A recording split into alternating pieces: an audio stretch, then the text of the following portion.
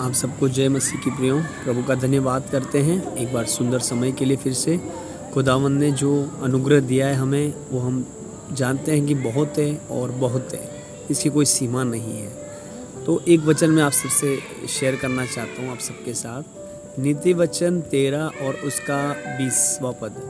अगर हम पढ़ते हैं नीति वचन अध्याय 13 उसका 20 पद, तो उसमें इस प्रकार से लिखा है कि बुद्धिमानों की संगति कर, तब तू भी बुद्धिमान हो जाएगा, परंतु जो मूर्खों का साथी है ना, वो नष्ट हो जाएगा। इस तरह से वहाँ पे लिखा है।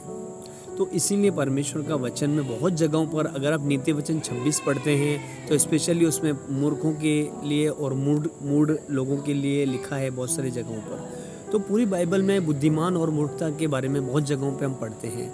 यीशु मसीह ने भी बहुत जगहों पर बहुत बार मूर्खता और बुद्धिमानी की बात की है, और पौलुस ने भी की है, और बहुत सारी जगहों पर है।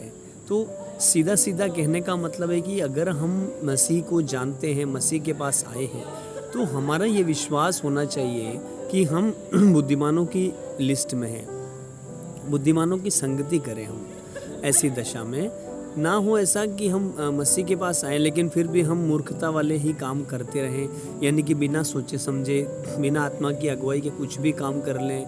और अगर फिर कुछ भी डिसीजन निकल के आता है, ऐसा कोई काम निकल के आता है जो हमें नुकसान पहुंचा सकता है, या किसी को ठेस पहुंच सकती है, या पैसों का नुकसान हो सकता है, तो फिर बाद में हमें पछताना पड़ता है। और वो इस दशा में होता है कि हम सोच समझ के काम नहीं करते हैं, यानी कि हमने बुद्धिमान बन के डिसीजन नहीं लिया, इसीलिए हमें शायद पछताना पड़ सकता है।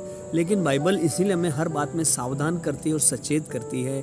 और सच में प्रभु का वचन भी, अगर हम नीति वचन 27 में पढ़ते हैं तो उसमें भी लिखा है कि बुद्धिमान होकर मेरा मन आनंदित कर, तब मैं अपने निंदा करने वाले को उत्तर दे सकूंगा।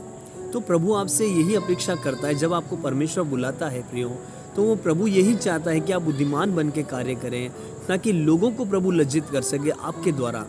आप जो डिसीजन समझदारी के जब उठाने लगेंगे, आपके जो निर्णय बाइबल के परमेश्वर के अनुसार होंगे, तो सच में उसमें एक बरकत दिखेगी, उसमें एक शांति दिखेगी। और लोग जब देखेंगे तो उनको दिखेगा कि ये निर्णय भाई ने लिया या इस बहन ने लिया है, तो इतना अच्छा निर्णय हो गया इनके लिए, इतना लाभ पहुंचा इनको, या इतना अच्छा डिसीजन लिया इन्होंने।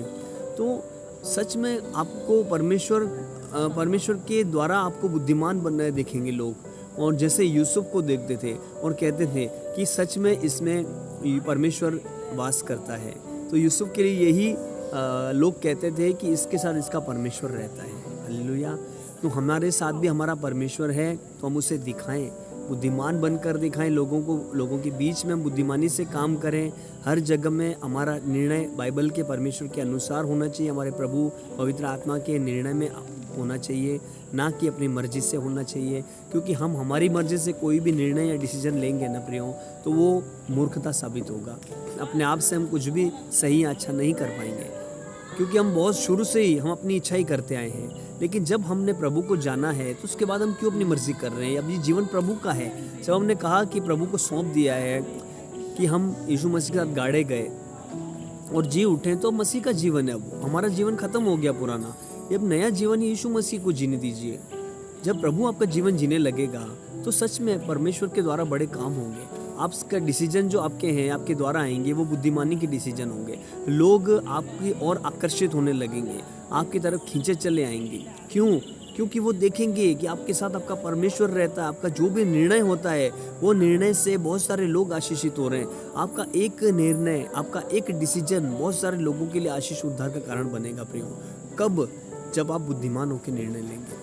अगर अपनी इच्छा से ही लेंगे कि प्रभु ने नहीं कहा, फिर भी आप वो काम करने चले गए, तो फिर आप उस काम में वो आशीष और बरकत नहीं देख पाएंगे। लेकिन प्रभु ने जो काम कहा है और आप वो कर रहे हैं, उसकी आवाज़ सुनकर, तो वो काम इतना फलवरित होगा कि आप तो आशीष पाएंगे, आपके साथ आपके परिवार, प्रियजन, दोस्त, रिश्तेदार, बहुत सारे लोग आशीषित होंगे। और फिर वो कहें कि ये काम जो इसने शुरू किया है बहुत अद्भुत काम, बहुत बड़ा काम है, और खुदावंद की महिमा होगी वहाँ पे।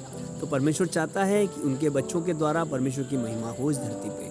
आप बुद्धिमान बन के हर काम करें और सही डिसीजन और सही निर्णय परमेश्वर के साथ मिल के लें। खुदावंद आप सबको आशीष और बरकत दे और बुद्धिमान बनाए। आमीन।